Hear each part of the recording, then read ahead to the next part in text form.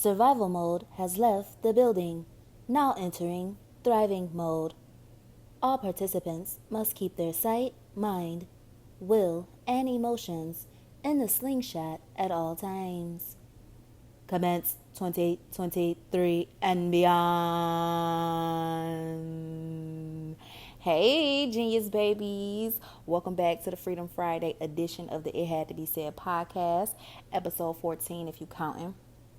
So, over on this side of the internet, we like to push out meaningful content that brings healing, breakthrough, and understanding. I am not TikTok. You're going to have to get a snack and get your blanket over here. Exercise some patience for a payoff. And also, I'm not called to everybody. So if the shoe don't fit, you're going to have to keep shopping. I just want to put that out there.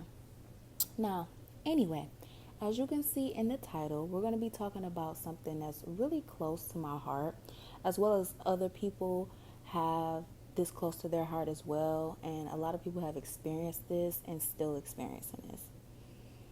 In the first part of this message, we're going to be discussing what survival mode is and what it looks like from a physical standpoint.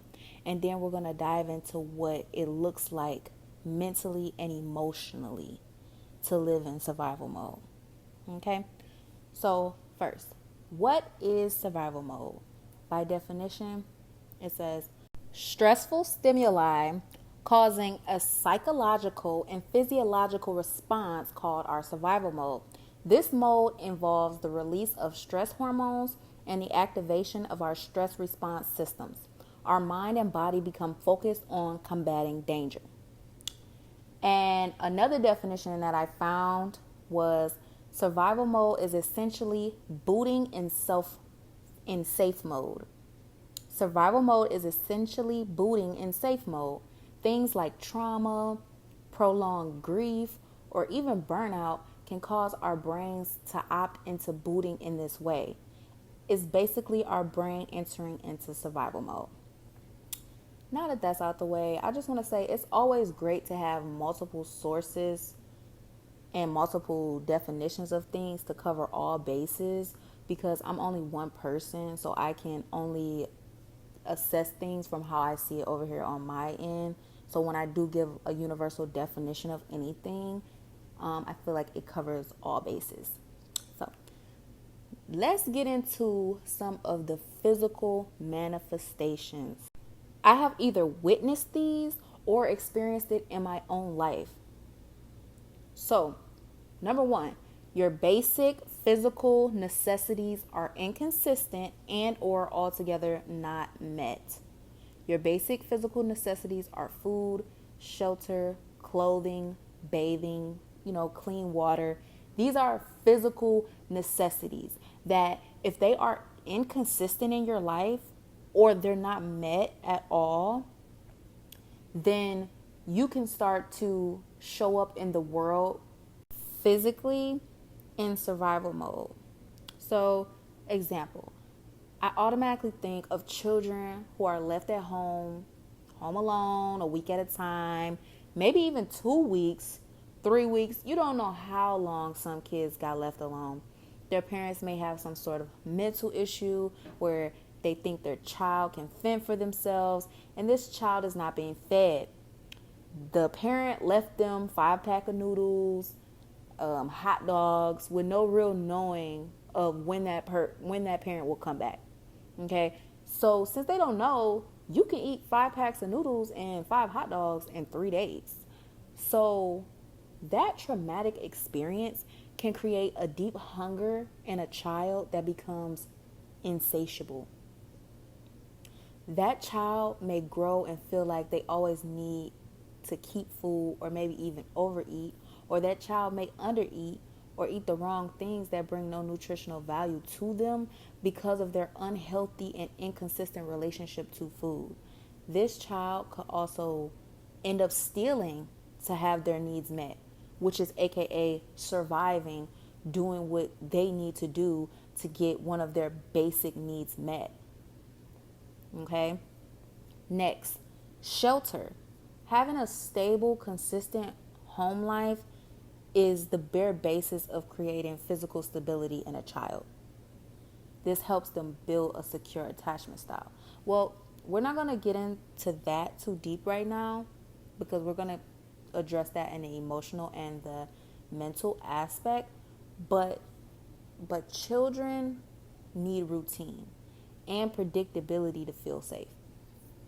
If they're constantly being moved from home to home, constantly meeting strangers, their stress hormones like cortisol, adrenaline, etc., they start working overtime, thus creating the perpetual fight or flight mechanism that many do not know how to regulate. Many of us are walking around with this quote unquote anxiety or this constant hypersensitivity, okay, and don't know how to regulate that. And you get in that state of fight or flight for so long, you start to think that it's normal. And I think survival mode and fight or flight mode are synonymous. Like, I think they're synonyms, sisters, if you will. Fight or flight is basically a branch on the survival mode tree, if you would. So if your body is constantly looking out for danger because you're left home alone, or you're constantly worrying about your next meal because you don't know if your caretaker is going to feed you, or if they're going to like drink up all the food money, or smoke up all the food money, or gamble away all the food money, you're going to be anxious at a very young age, trying to fend for yourself. You're trying to get your basic needs met, and you're trying to stay alive, essentially. Food, we need food to stay alive. You need, clothing to go out into the world,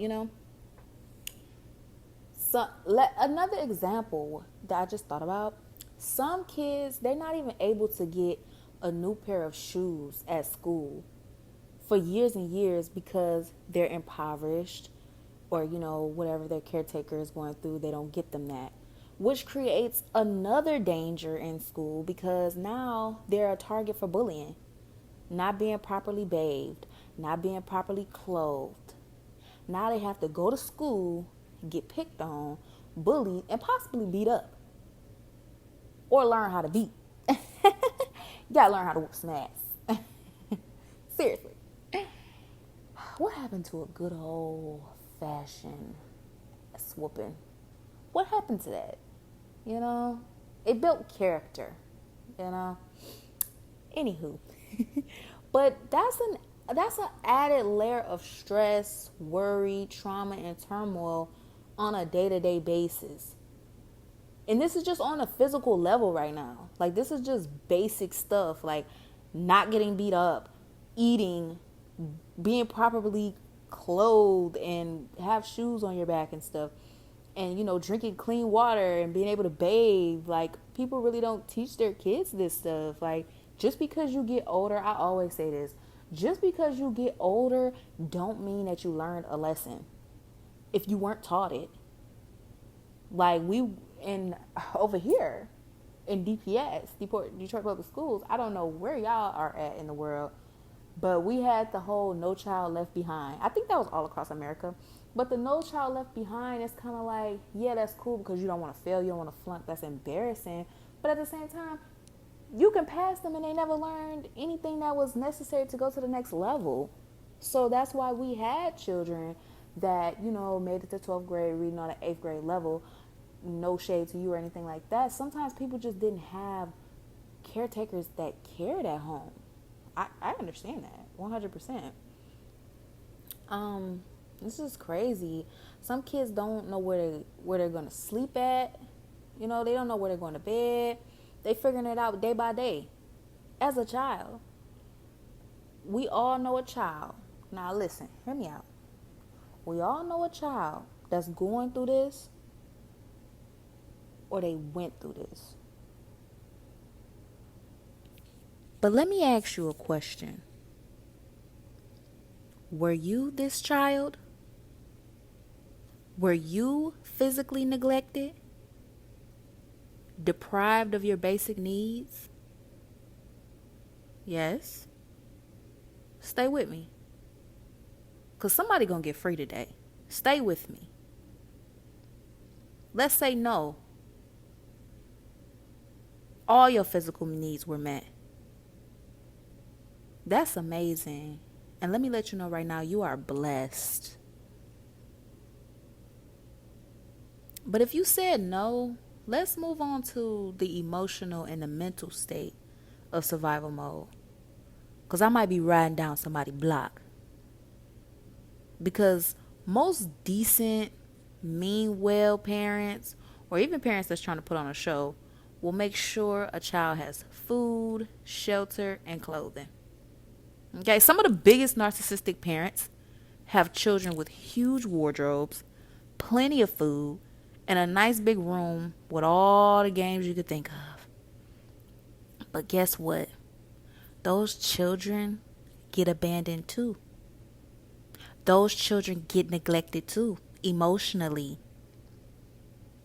The caregiver is so preoccupied with their relationship or their job or themselves or their image, or sometimes the parent's just not there. All they can do is put a roof over their head.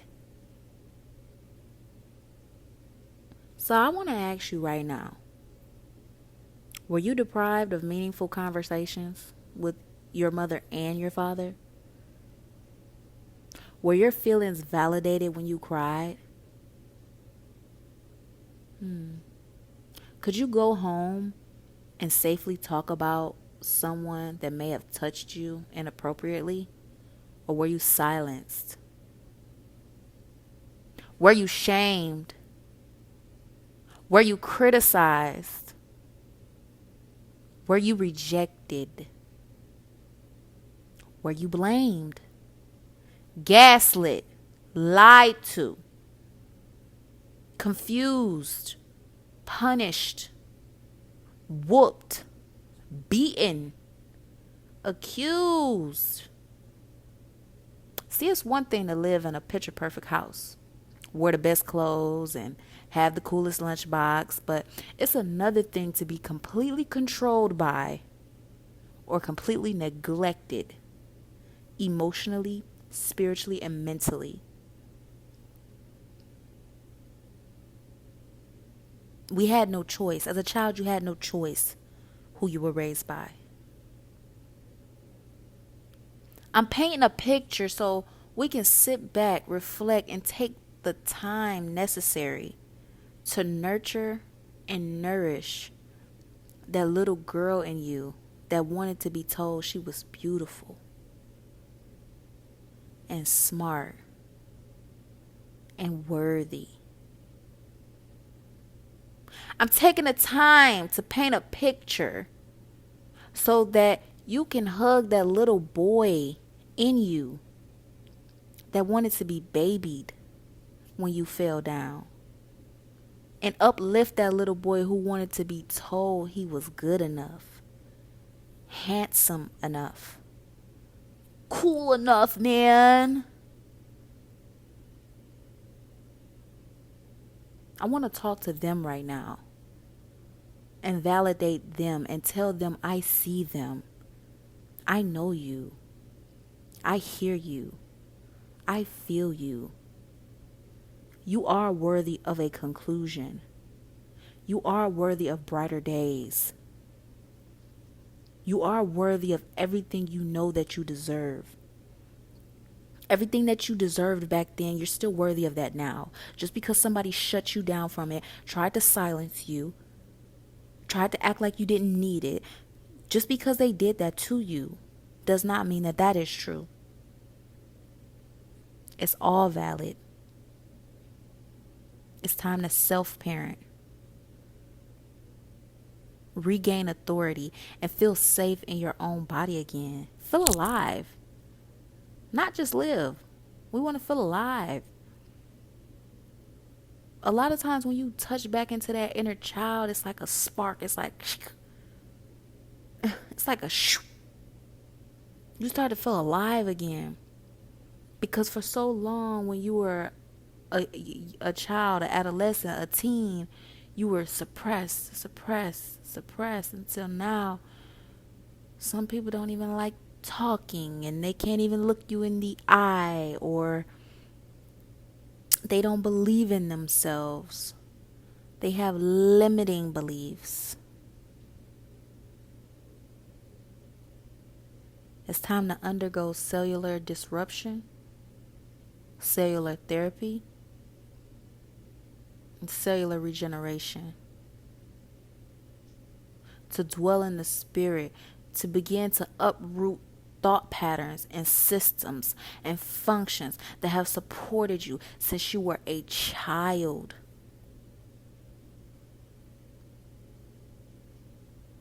Survival mode.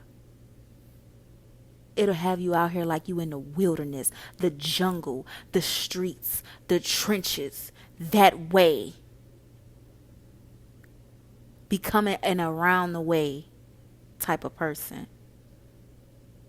Survival mode. How can you cherish any good thing that comes into your life when your whole day and your whole body and everything, every fiber of your being is just trying to make it through the next 24 hours?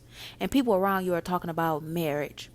And people around you are talking about long-term goals. And people around you are talking about college. And people around you, you're just trying not to die this week. You're trying to come up with enough money to support whatever habits, whatever things you need on top of the basic necessities. I know. I'm here. We beating down your block today. I'm beating down your block because I've been on your block. I'm beating down your block because there's a way off of this block. There's a street after that, and then there's a street after that, and then there's a freeway, and then there's a highway, and then there's a airport, and then to the airport, then you get on the boat, and yeah. Okay, let's look at some more of the symptoms and the manifestations of survival mode. I have a meme. Why do I call them memes?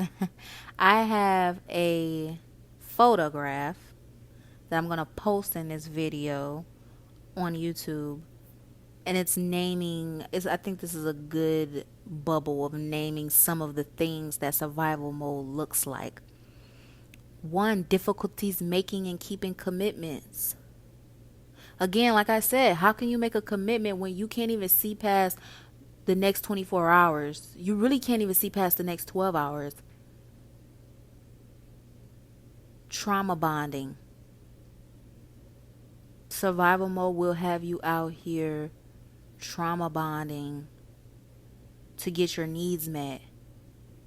If you need a place to stay and he got a place to stay, even if he's abusive, you're going to stay. You know what I mean? You want love. You're love deprived. You're love thirsty. Ooh, went down my block. Love thirsty. So now you start, even if you could fathom having any standards, or if you could fathom having any type of self-respect, you know what I mean? If you even made it that far, now you're out here just getting with a girl just because whatever. You know, all the red flags are there. You're getting with somebody that's inconsistent, inconsiderate, because you're already used to inconsistency or not having it at all. So now you're settling with said person and they're inconsistent and they can't provide you what it is you need because most likely you guys bonded on trauma. Number 3, avoidance behaviors, withdrawing and isolation. Wow. Now, even if you get in a relationship, hold on. Avoidance, come on, bring it back. Avoidance behaviors. You won't even get in a relationship. You won't even trust someone to meet your needs. You don't even know what you need emotionally. You don't know what you need spiritually. You don't know what you need mentally. You don't know what you need on a day-to-day basis. Therefore, you avoid it altogether. You couldn't ask your parent. Your attachment style was avoidant or neglectful or preoccupied or anxious, withdrawing. A child often withdraws when they can't get their needs met. They often withdraw when they don't feel like they're being heard or seen. And again, guys, if you're not taught this stuff, you're just going to grow up to be a big kid. I don't know why people be like, oh, we grown now. We grown now. There are plenty of grown people with arrested development. Stop saying we grown, we grown, we grown. You're only as mature as you learn to be. You're only as mature as you took the test and did the learning and did the growth to be. I don't know why people think healing is so passive. I you know, I'm kind of 50-50 with the time heals all. I'm 50-50 with that type of perspective, time heals all, because no, it doesn't. Okay? Time might not heal everything. If you have a sore, but you have a immune system that doesn't know how to heal, then time won't change that scar. It won't heal. It's infected. Like you have a immune system deficiency. You have something that doesn't cause your skin to heal. So time wouldn't heal that. You know what I mean? Being rejected, or some people are adopted, some people are abandoned, even from relationships. All of this, it doesn't have to be parental. Some of this could be friendship wise. Some people have gotten done really dirty from their friends. Some people have gotten done really dirty by their family. Some people have gotten really done dirty by their partner that they were in a relationship with. Just because 5 years passed does not mean that you healed from that. That does not mean that. You have to actively unpack it. Think of trauma as like a big bag that you threw everything in. Like, you have to actually open that bag up and start folding the clothes and put them together and organizing them and put them in the right places, correct? Yeah. Okay, so let me move on. Imbalanced energy levels, hyperactivity, chronic fatigue, and you can't even get out the bed. Okay, imbalanced energy level. Who is here is going to be real and say that they have been through depression?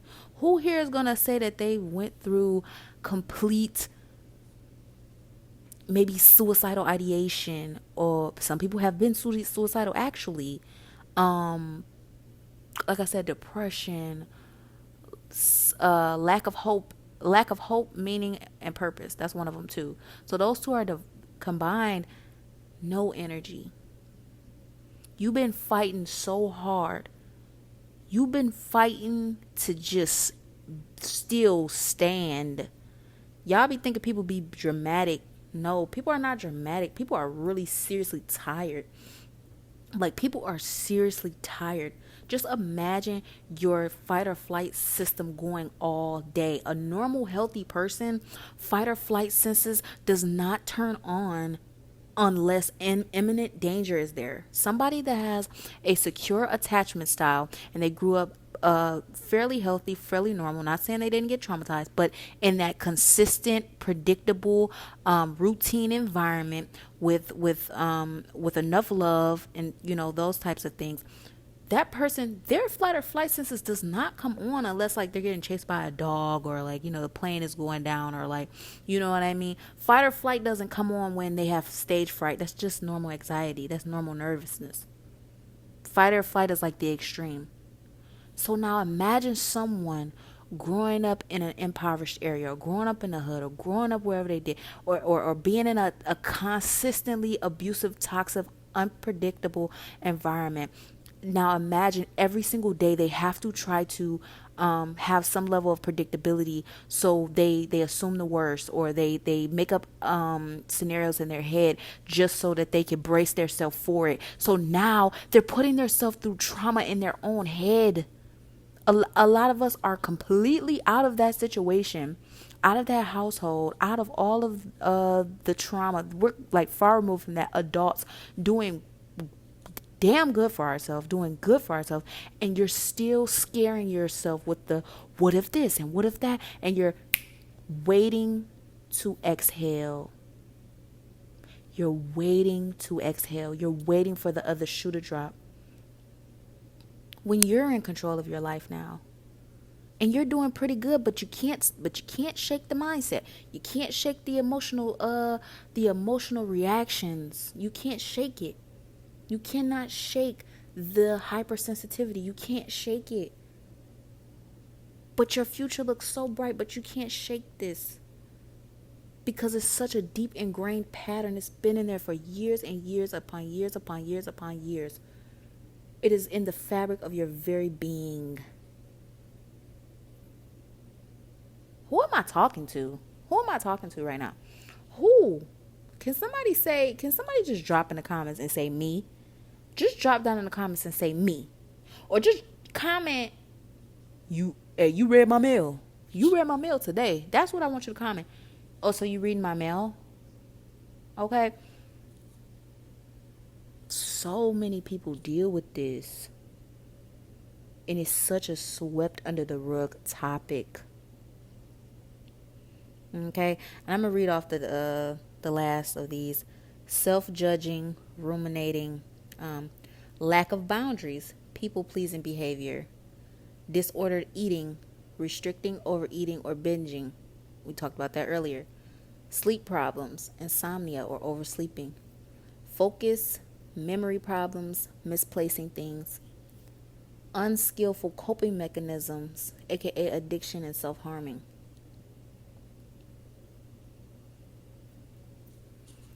Question: why would you think that you're worth something if no one ever told you that you were?